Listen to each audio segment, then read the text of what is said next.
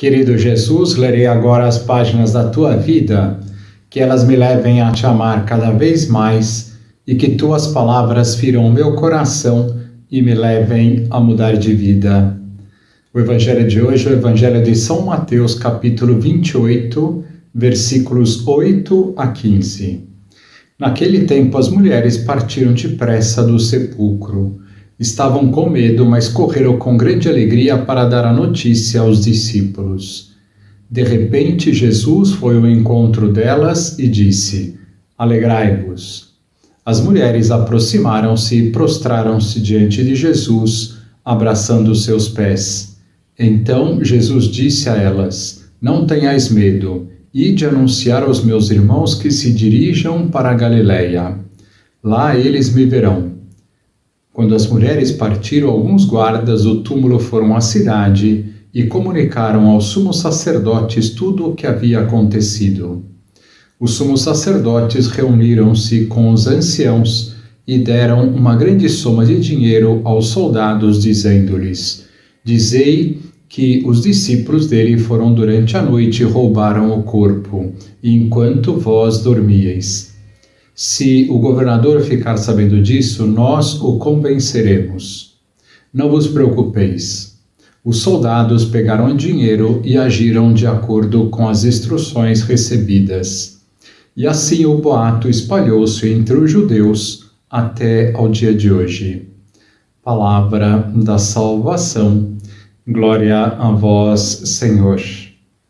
Vamos olhar para Jesus, vemos no Evangelho de hoje cenas bonitas da ressurreição de Jesus, o encontro de Jesus com as mulheres, a alegria delas, a inclinação delas para beijar os pés de Jesus, a mentira que começaram a espalhar os sumos sacerdotes de que roubaram o corpo de Jesus, ao invés de aceitarem a sua ressurreição, etc. Quem foi a primeira pessoa que Jesus apareceu logo após a sua ressurreição? Com certeza, Jesus deve ter aparecido em primeiro lugar a sua mãe, nossa mãe. Mas isto não está relatado nos evangelhos. O que o evangelho nos diz é que a primeira pessoa foi Maria Madalena. Pensava em aproveitar as próximas homilias para falar um pouco sobre Maria Madalena, já que muitas pessoas têm uma ideia errada dela, e também para tirarmos algumas lições da sua vida. Para isso, gostaria de citar alguns textos do padre Francisco Fausto falando sobre este tema.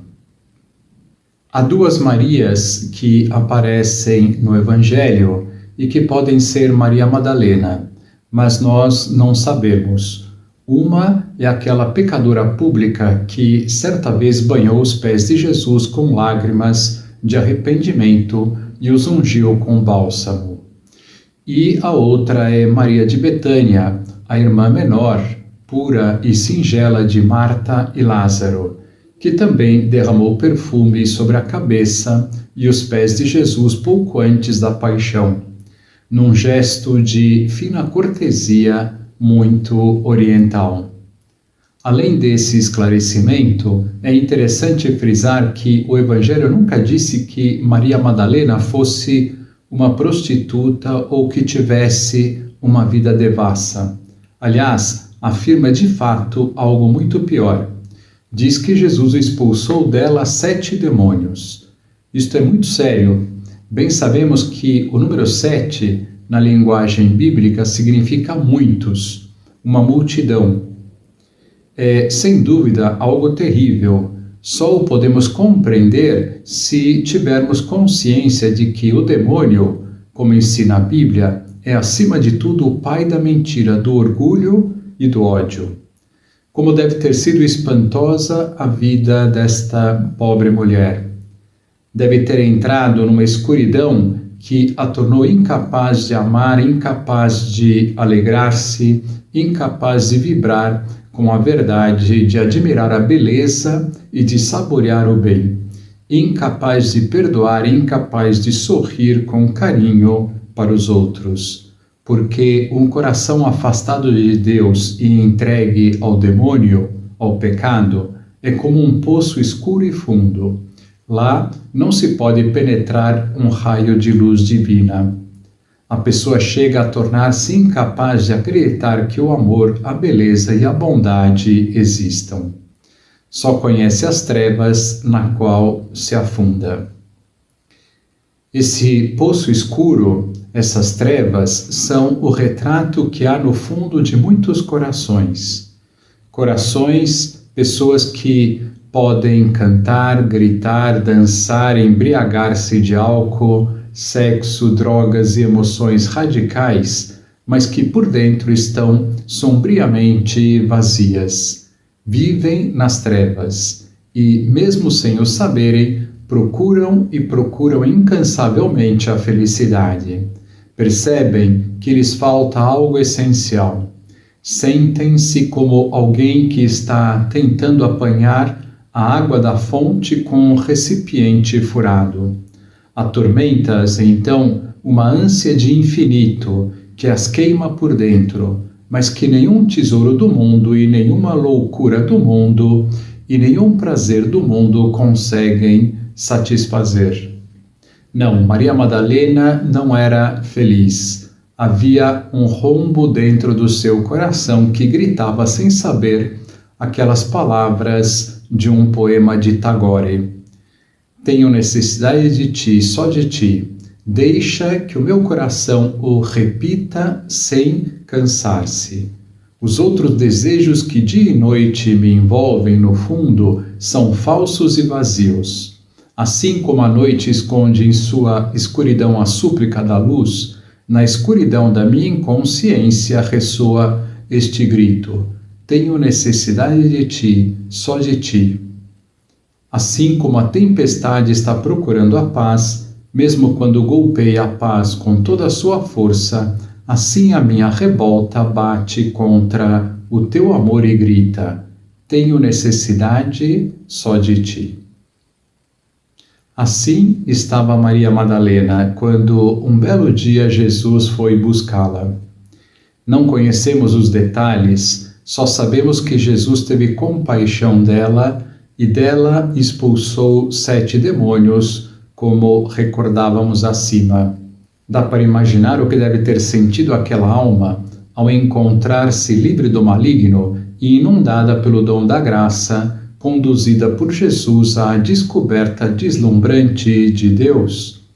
O que deve ter sentido quando experimentou, talvez pela primeira vez na vida, a pureza e a grandeza do amor, pois, como diz São João, Deus é amor. Encontrar Deus na pessoa de Cristo foi como sair da asfixia do poço e, de repente, respirar, absorver Deus até ao fundo da alma que a criava de novo.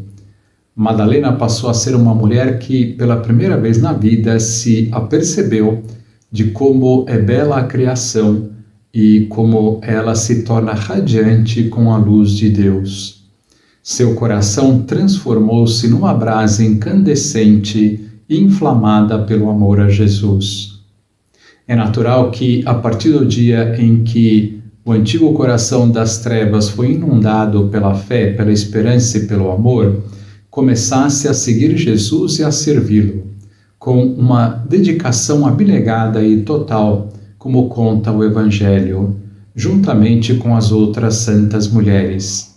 Seguir Cristo tornou-se, a partir daquele momento, a razão, toda a razão da sua existência.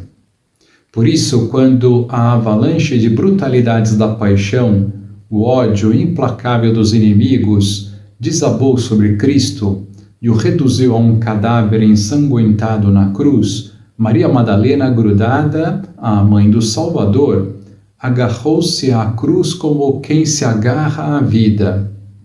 Viver sem Jesus era para ela, como para todos os corações que encontram Cristo de verdade, perder tudo. Essa é a Madalena que vemos chorar junto do sepulcro do Senhor.